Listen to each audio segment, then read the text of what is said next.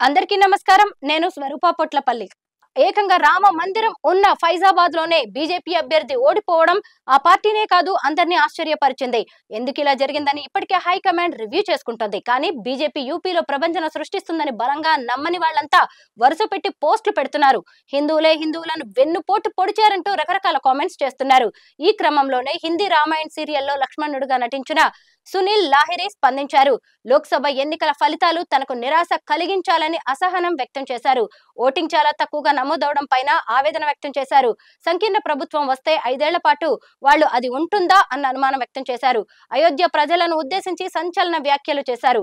అప్పట్లో సీతను అనుమానించి అవమానించారని, నిజమైన రాజుకి వెన్నుపోటు పొడవడం అయోధ్య ప్రజలకు అలవాటే అంటూ ఘాటుగా స్పందించారు. అయోధ్య ప్రజలకు నా సాల్యూట్, మీరు సీతమ్మ వారిని అవమానించారు.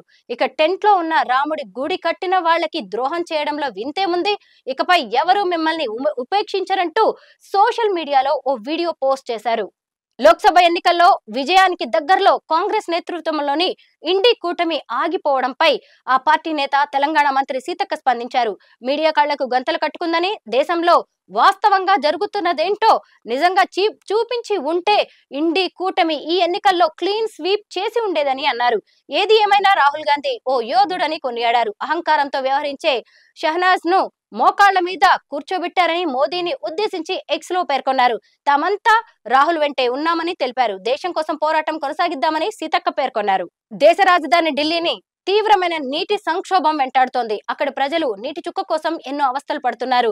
ఈ ఢిల్లీ నీటి సంక్షోభాన్ని తీర్చడానికి యమునా మిగులు నీటిని విడుదల చేయాలని సర్వోన్నత న్యాయస్థానం హిమాచల్ ప్రదేశ్ ప్రభుత్వాన్ని గురువారం ఆదేశించింది.